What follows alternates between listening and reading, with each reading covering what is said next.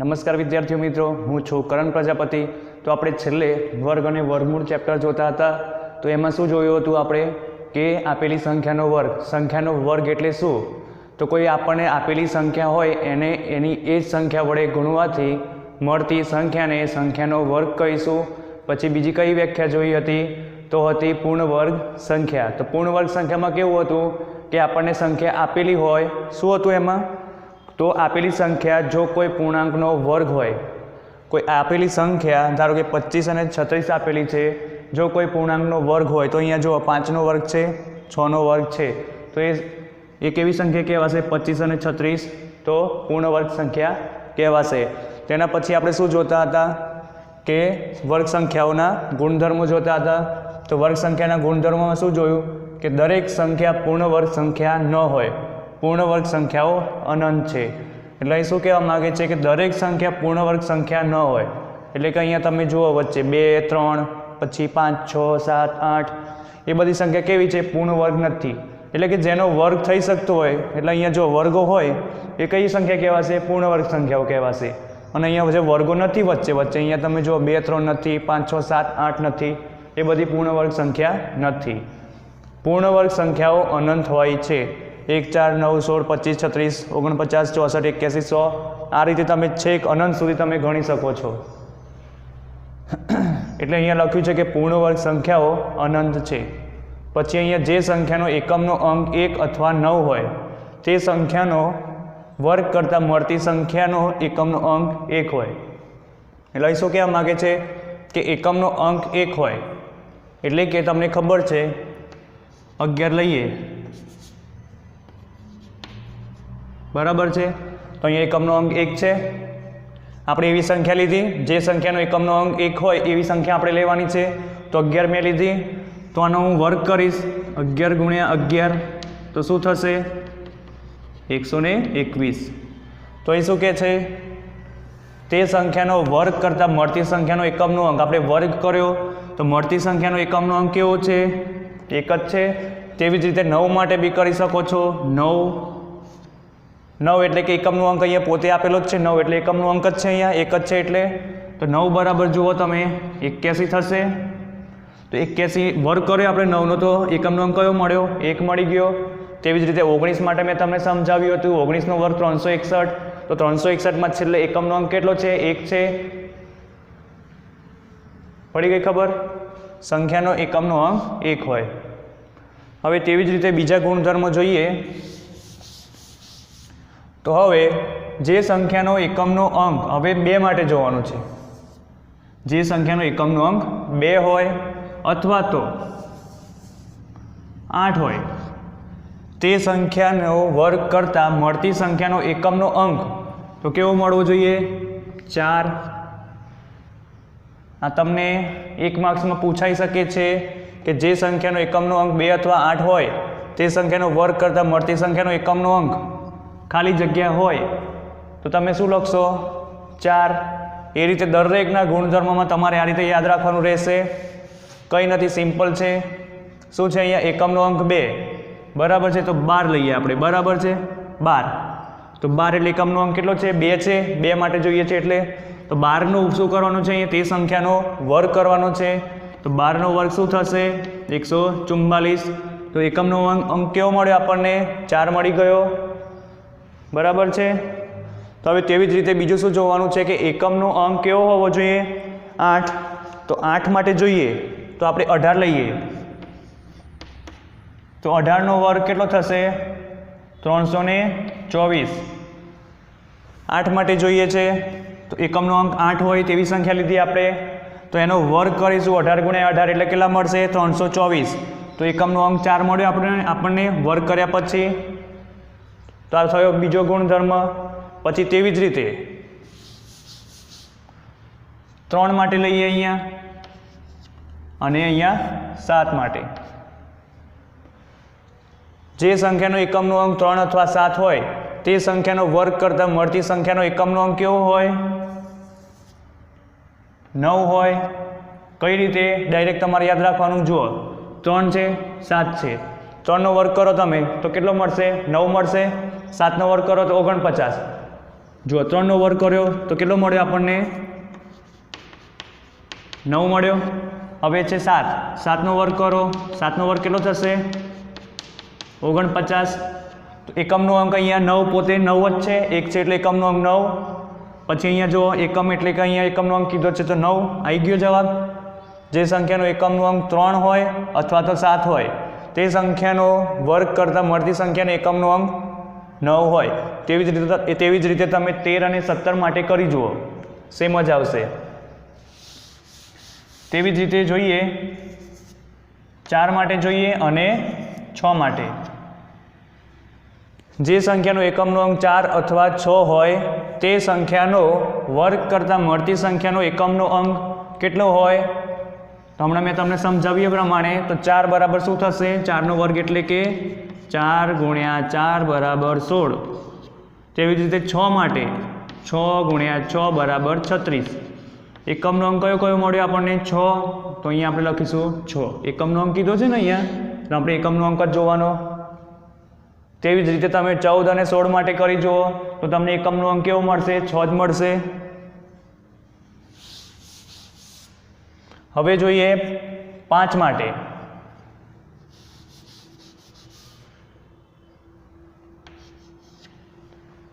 જે સંખ્યાનો એકમનો અંક 5 હોય તે સંખ્યાનો વર્ગ કરતાં મળતી સંખ્યાનો એકમનો અંક કેવો હોવો જોઈએ? તો 5 જ હોવો જોઈએ. કઈ રીતે? તો આપણે 5 છે તો 5નો આપણે વર્ગ કરીએ, 5 × 5 તો કેટલો થશે? 25. એકમનો અંક કયો મળ્યો? 5 મળ્યો. તો આ બધા ગુણધર્મો તમારે યાદ રાખવાના છે.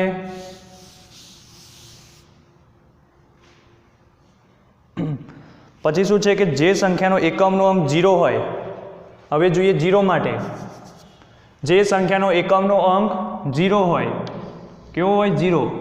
તો તે સંખ્યાનો વર્ગ કરતાં મળતી સંખ્યાનો એકમનો અંક કેવો હોવો જોઈએ? તો પાછળ ક્યાં 2 0 હશે, સોરી 0 જ આવશે. જુઓ, જે સંખ્યાનો એકમનો અંક 0 હોય તે સંખ્યાનો વર્ગ કરતાં મળતી સંખ્યાનો એકમનો અંક કેવા મળશે આપણને? 2 0 મળશે પાછળ.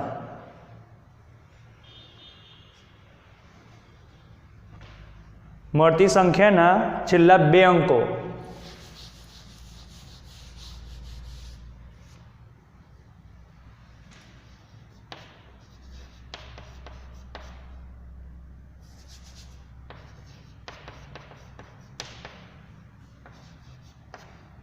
છેલ્લા 2 અંક કેવા હોય? 0 હોય. છેલ્લા 2 અંકો કેવા હશે? 2 0 હશે. શું કીધું છે કે જે સંખ્યાનો એકમનો અંક 0, તો આપણે એકમનો અંક 0 હોય તેવી સંખ્યા લઈએ 10. તો 10 ને એકમનો અંક 0 છે, તો હવે શું કરવાનું છે? તે સંખ્યાનો વર્ગ કરવાનો છે. તો તે સંખ્યાનો વર્ગ કરીએ આપણે 10 × 10. કેટલા મળશે? 100 મળશે. વર્ગ કરતાં મળતી સંખ્યાના છેલ્લા 2 અંક કેવા હોય? 0 હોય. 2 0 હોય એટલે 2 0 આપેલા છે, મળી ગયા 2 0. તેવી જ રીતે તમે કોઈ બી સંખ્યા લઈ શકો છો. હવે જોઈએ, ધારો કે 2 0 હોય અહીંયા,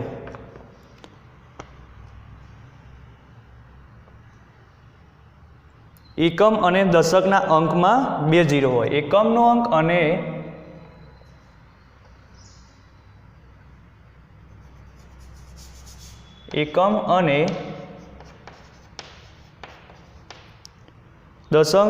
દશકના અંકમાં 2 0 હોય.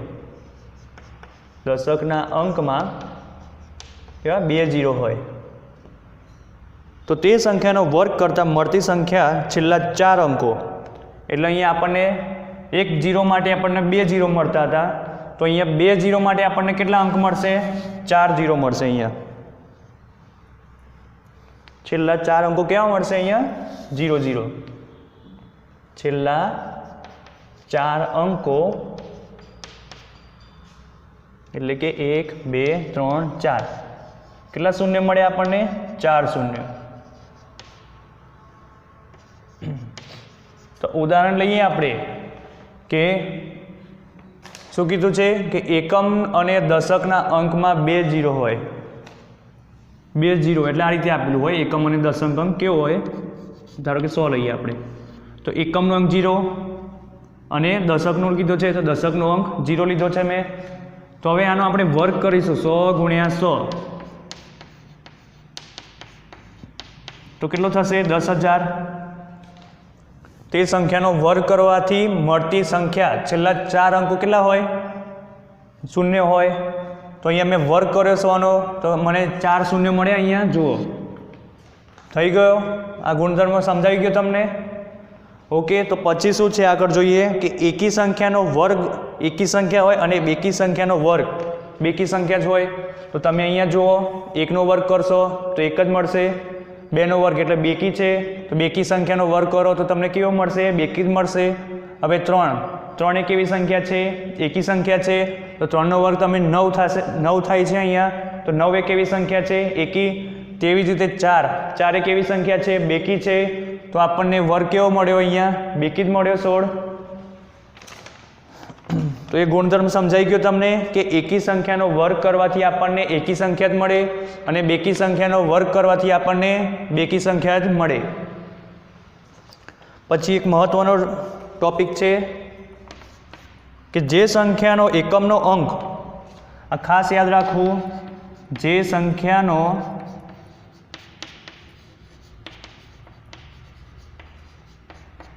એકમનો અંક 0, 1, 4, 5, 6 અને 9 હોય તો સંખ્યા કેવી બને? પૂર્ણ વર્ગ સંખ્યા બને. તો સંખ્યા પૂર્ણ વર્ગ સંખ્યા હોઈ શકે. એવું જરૂરી નથી કે એકમનો અંક પાછળ એટલે કે 0, 1, 4, 5, 6 અને 9 આ 5માંથી 6માંથી કોઈ બી અંક આપેલો હોય તો એવું જરૂરી નથી કે સંખ્યા પૂર્ણ વર્ગ હોય જ. એ આપણે એક્ઝામ્પલ ગણીશું એટલે ખબર પડશે તમને. અત્યારે તમે આટલું યાદ રાખજો કે જે સંખ્યાનો એકમનો અંક 0, 1, 4, 5, 6 અને 9 હોય તો સંખ્યા કેવી બને? પૂર્ણ વર્ગ સંખ્યા હોઈ શકે અને ના પણ હોઈ શકે. તો હવે આપણે આગળના એક્ઝામ્પલ જોઈએ. તો એક્ઝામ્પલ નંબર અહીંયા તમને આપેલું છે કે પ્રયત્ન કરો. તો એમાં શું આપેલું છે કે નીચે આપેલ સંખ્યાઓ વચ્ચે આવતી પૂર્ણ વર્ગ સંખ્યાઓ શોધો. તો વચ્ચે આવતી આપણે પૂર્ણ વર્ગ સંખ્યાઓ શોધવાની છે. પૂર્ણ વર્ગ એટલે કે કોઈ સંખ્યાનો વર્ગ હોય.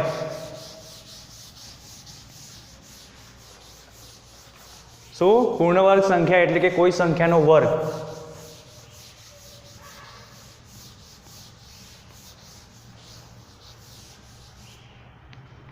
ચલો જોઈએ આપણે હવે. તો અહીંયા શું આપેલું છે કે નીચે આપેલી સંખ્યાઓ વચ્ચે આવતી પૂર્ણ વર્ગ સંખ્યાઓ શોધો. તો કઈ સંખ્યા છે? 30 અને 40. તો 30 અને 40ની વચ્ચે આવતી પૂર્ણ વર્ગ સંખ્યા શોધવાની છે. તો અહીંયા આપણે પહેલાં તમને વર્ગો આવડવા જોઈએ. આની માટે 30 અને 40ની વચ્ચે લાવવા માટે તો હું ક્યાંથી શરૂઆત કરું? આપણે 30 થી 40ની વચ્ચે જોઈએ છે ને. તો જુઓ તમે 30 થી 40ની વચ્ચે આપણે કઈ સંખ્યા હોઈ શકે? જુઓ તો 5થી ચાલુ કરું.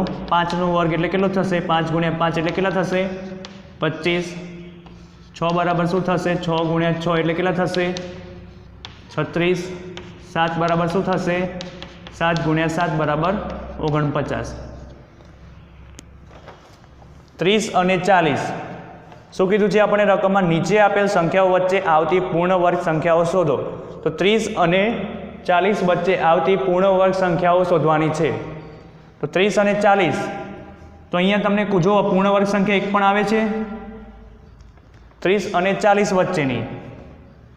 તો અહીંયા 30 અને 40 વચ્ચેની જોવાની છે. તો 25ની અંદર 30 આવી જશે. 25 થી 49 સુધીનું મેં લખ્યું બરાબર છે. તો 30 અને 40 અંદર આવી જવાના. તો વચ્ચે આપણે જોવાની કે પૂર્ણ વર્ગ સંખ્યા કઈ છે? 36 છે. તો અહીંયા લખીશું કે તમારે અહીંયા કમ્પ્લીટ લખવાનું રહેશે કે 5 એટલે કે 5 બરાબર 5 ગુણ્યા 5 એટલે કેટલા? 25. 6 બરાબર 6 ગુણ્યા 6 બરાબર 36. 7 બરાબર 7 ગુણ્યા 7 ઇઝ ઇક્વલ ટુ 49.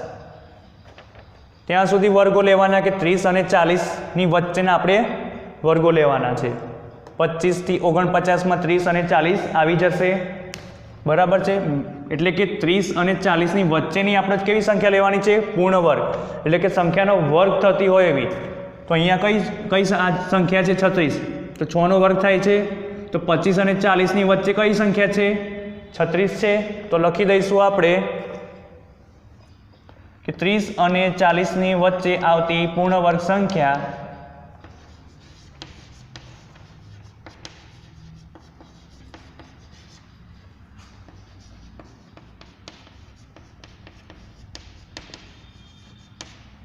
અને 40ની વચ્ચે આવતી પૂર્ણ વર્ગ સંખ્યા કઈ છે? 36 છે.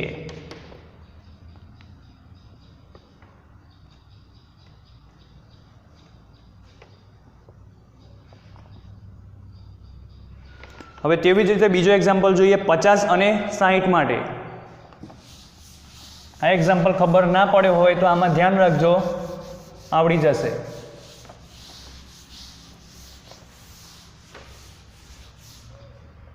હવે શું કરવાનું છે કે 50 અને 60 વચ્ચે આવતી પૂર્ણ વર્ગ સંખ્યા જોવાની છે. તો આની માટે તમને સૌપ્રથમ વર્ગો આવડવા જોઈએ જાતે મોઢે. તો 50 અને 60ની વચ્ચે લેવાની છે. તો આપણે ક્યાંથી શરૂઆત કરીએ? તો 7 લઈએ. ચલો 7 એટલે કે 7 ગુણ્યા 7 એટલે કેટલા થશે? 49. પછી જોઈએ 8 બરાબર 8 ગુણ્યા 8 તો કેટલી થઈ? 64. બરાબર છે. તો 50 અને 60, 49 થી 64ની અંદર 50 અને 60 આવી જાય. બરાબર છે. તો પણ બંનેની વચ્ચે કોઈ બી સંખ્યા છે કે જેનો જે પૂર્ણ વર્ગ સંખ્યા છે એક પણ 49 થી 64ની વચ્ચે જુઓ તમે. 50 અને 60ની વચ્ચે જોવાનું કીધું છે આપણને. તો શું કરીશું? 49 થી 64ની અંદર 50 અને 60 આવી જાય. પણ અહીંયા વચ્ચે તમે જુઓ કોઈ પણ તમને સંખ્યા કોઈ આપેલી છે પૂર્ણ વર્ગ સંખ્યા. તો અહીંયા આપણે શું લખીશું? 50 અને 60 વચ્ચેની કોઈ પણ સંખ્યા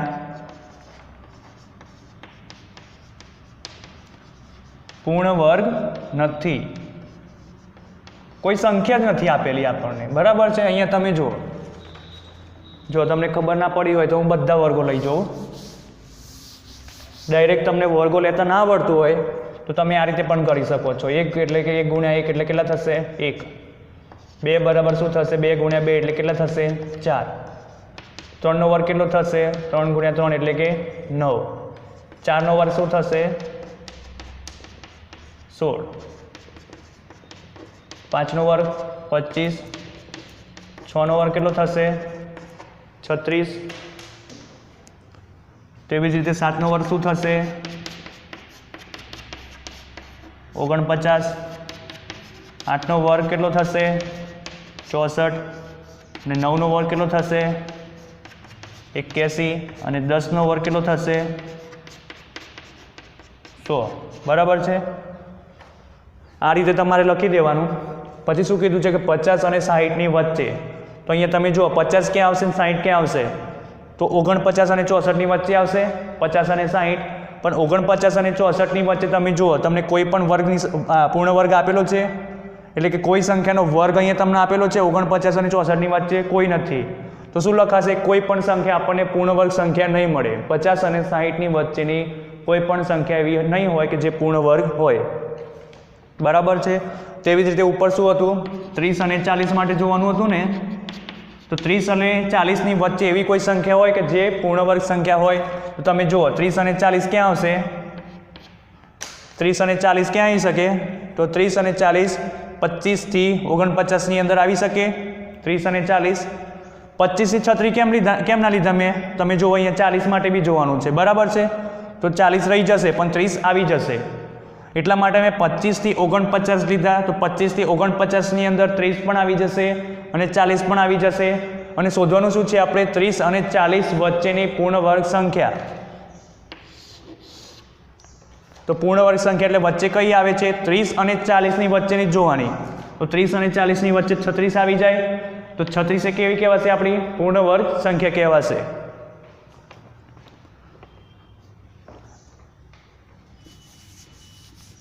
આશા રાખું છું કે હવે ખબર પડી ગઈ હશે. કે બે સંખ્યાઓ વચ્ચેની પૂર્ણ વર્ગ સંખ્યા કઈ રીતે શોધાય. આ તમને 1 કે 2 માર્ક્સમાં પૂછાઈ શકે છે. ખાસ પ્રેક્ટિસ કરજો આની.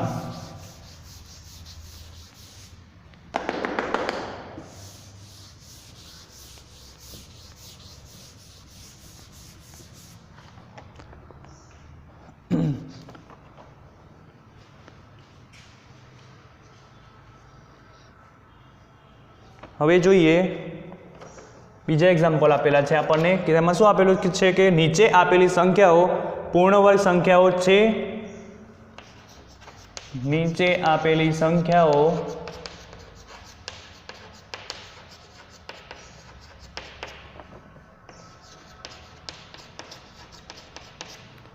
પૂર્ણ વર્ગ સંખ્યાઓ છે.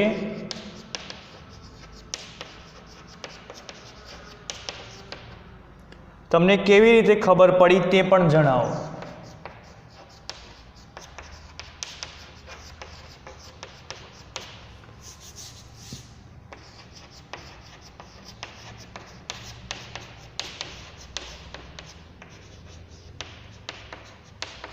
એ પણ જણાવો.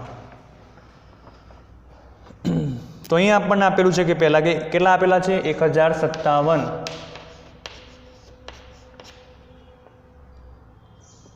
તો અહીં આપણે શું શોધવાનું છે કે નીચે આપેલી સંખ્યાઓ પૂર્ણ વર્ગ સંખ્યાઓ છે. તો આ સંખ્યા આપેલી છે આપણને, તો આ સંખ્યા પૂર્ણ વર્ગ સંખ્યા છે કે નહીં એ તમારે જોવાનું છે. તો અહીં આપણે લખીશું કે અહીં આપેલી સંખ્યા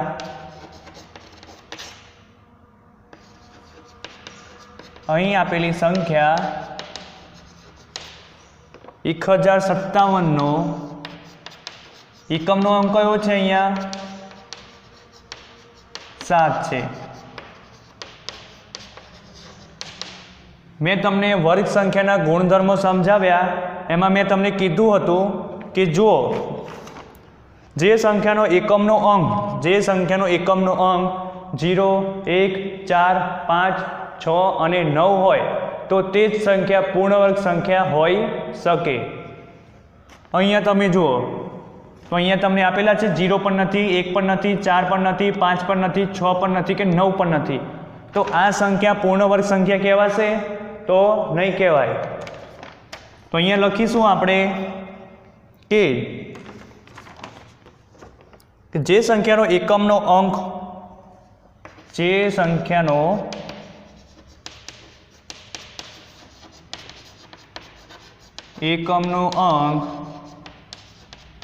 0, 1, 4, 5, 6 અને 9 હોય તો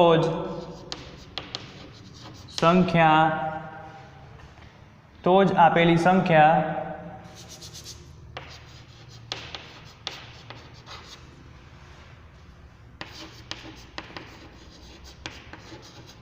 પૂર્ણ વર્ગ સંખ્યા હોઈ શકે. શું છે અહીં? હોઈ શકે. આ ખાસ ધ્યાન રાખજો. એવું નહીં, એવું જરૂરી નથી કે 0, 1, 4, 5, 6 અને 9 એકમનો અંક આપેલો હોય તો કોઈ પૂર્ણ વર્ગ સંખ્યા જ હોય. એનું એક્ઝામ્પલ હમણાં આગળ આવશે, હું તમને સમજાવું છું. તો અહીંયા સૌપ્રથમ જુઓ 1057 છે. તો અહીંયા સૌપ્રથમ આપણે શું કરીશું કે આપેલી સંખ્યાનો આપણે એકમનો અંક જોઈશું. તો અહીંયા એકમનો અંક કેવો છે? 7 છે. અને અહીંયા આપણને ખબર છે કે જે સંખ્યાનો એકમનો અંક 0, 1, 4, 5, 6 અને 9 હોય તો જ આપેલી સંખ્યા કેવી હોય? પૂર્ણ વર્ગ સંખ્યા હોઈ શકે. તો આ સંખ્યા કેવી કહેવાશે? પૂર્ણ વર્ગ સંખ્યા નહીં કહેવાય, કારણ કે અહીંયા એકમનો અંક 0 થી 9 સુધીનો એક પણ નથી. તો અહીંયા લખીશું આપણે તેથી 1057 એ પૂર્ણ વર્ગ સંખ્યા નથી.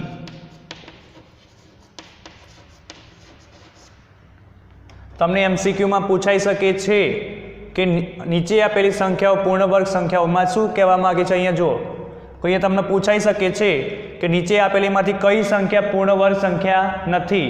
તો તમને 4 ઓપ્શન આપી દેશે એ લોકો, અને એમાંથી તમારે જોવાનું કે કઈ સંખ્યા પૂર્ણ વર્ગ સંખ્યા થાય છે. બરાબર છે? આ રીતે મેં તમને જેમ શીખવાડ્યું એ પ્રમાણે. હવે જોઈએ બીજી કઈ સંખ્યા આપેલી છે આપણને કે 23,453.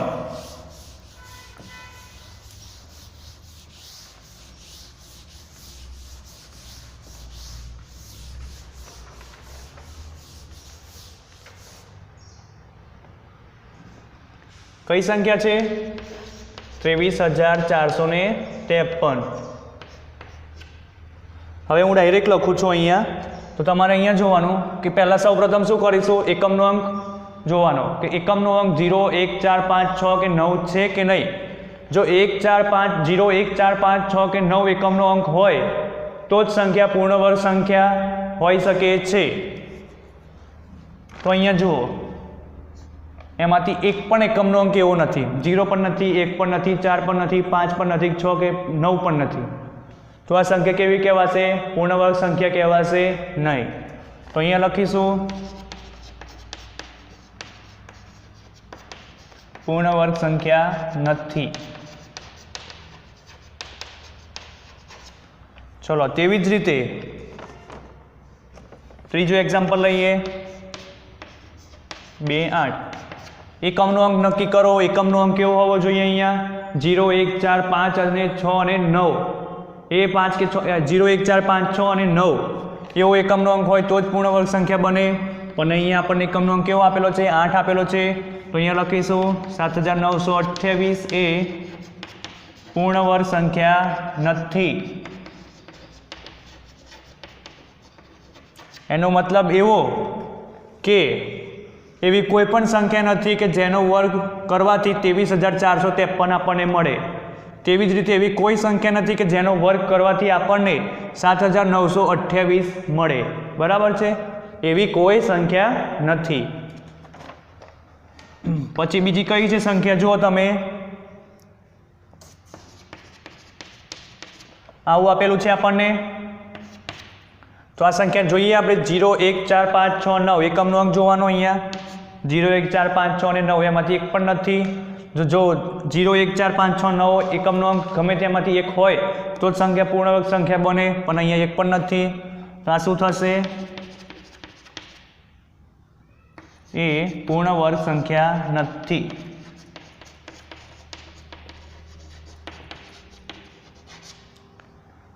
હવે પાંચમી રકમ શું આપેલી છે કે 1069. હવે જુઓ,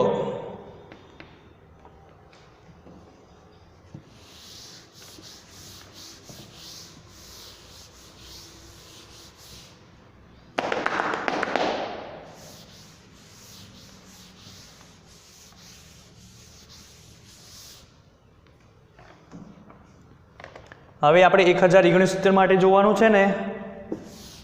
તો પહેલાં નક્કી કરો કે એકમનો અંક કયો છે. એમાં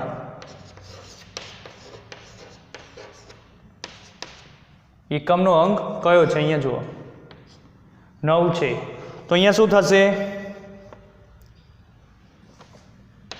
કે 1069 એ પૂર્ણ વર્ગ સંખ્યા હોઈ શકે. કેમ હોઈ શકે? કારણ કે અહીંયા એકમનો અંક કેવો છે? 9. એકમનો અંક 0, 1, 4, 5, 6 અને 9 હોય તો એ સંખ્યા પૂર્ણ વર્ગ સંખ્યા હોઈ શકે. તો અહીંયા 9 છે. તો 1069 એ પૂર્ણ વર્ગ સંખ્યા હોઈ શકે. પણ એવું જરૂરી નથી કે આ સંખ્યા પૂર્ણ વર્ગ સંખ્યા હોય જ.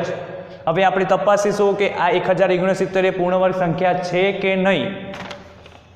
તો અહીંયા આપણે શું કરીશું કે વર્ગો કરીશું. આપણે હું 30 થી ચાલુ કરું. 30 × 30 એટલે કે 900. આપણે એવા વર્ગો લેવાના કે વચ્ચે આપણને 1069 આપણને મળવા જોઈએ. બરાબર છે? તો 30 બરાબર એટલે કેટલા થયા? 900 થયા. તો હજી પણ નહીં આવે 1069. તો અહીંયા હવે આપણે આગળ કરીશું 31 માટે. તો 31 × 31 કરો તો કેટલા મળશે? 961. પછી એના માટે છે 32 માટે કરી જોઈએ આપણે. તો 32 માટે શું થશે? 32 × 32 1024.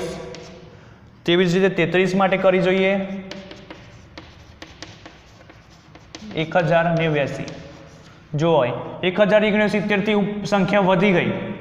પણ અહીંયા તમે જો 900 થી 1089 માંથી આપણને 1069 મળ્યા નહીં.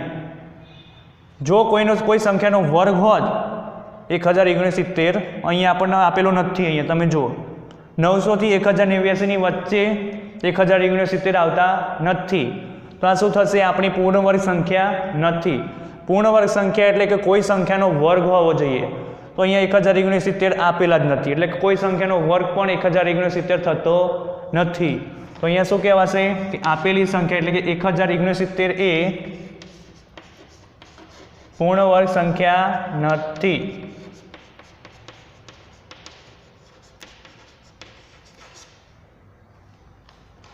પડી ગઈ ખબર? આ તમને ખાસ આવડવું જોઈએ વર્ગો કરતા.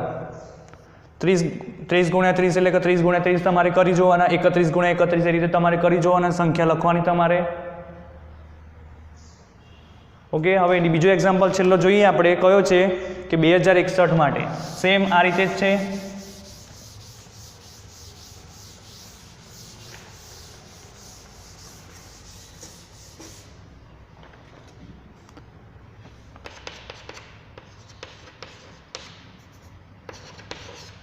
તો અહીંયા જો તમે એકમનો અંક કેવો હોવો જોઈએ? 0 1 4 5 6 9 હોય તો જ પૂર્ણ વર્ગ સંખ્યા બને. તો અહીંયા 1 આપેલો છે, તો અહીંયા લખવાનું કે 2061 એ પૂર્ણ વર્ગ સંખ્યા હોઈ શકે.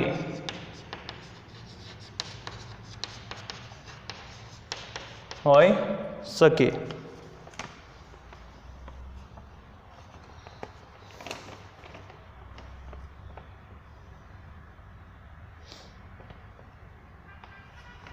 બરાબર છે? તો અહીંયા આપણે એવા વર્ગો લેવાના કે અહીંયા 2061 વચ્ચે આવી જાય. બરાબર છે? તો અહીંયા હું 45 લઉં. 45 એટલે ઇઝ ઇક્વલ ટુ 45 ગુણ્યા 45 એટલે કે મેં 45 નો વર્ગ કર્યો તો મને મળશે 2025.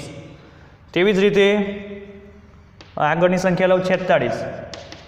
2061 ના આવે ને તો હું આગળની સંખ્યા લઉં. હવે 46 ગુણ્યા 46 કરું તો હું 46 ગુણ્યા 46 કરીશ તો મને મળશે 2116.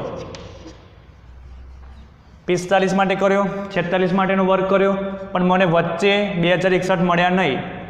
2061 કરતાં વધારે સંખ્યા મને મળી, પણ 2025 થી 2116 ની વચ્ચે મને 2061 મળ્યા નહીં. તો આ સંખ્યા શું કહેવાશે કે 2061 એ પૂર્ણ વર્ગ સંખ્યા નથી.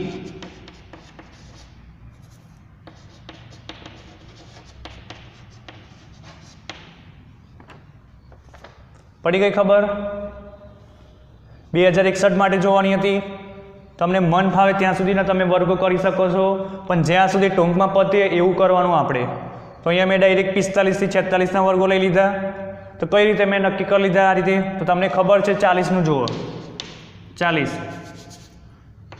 30 માટે જોઈએ તો 30ના વર્ગો કેવા થશે?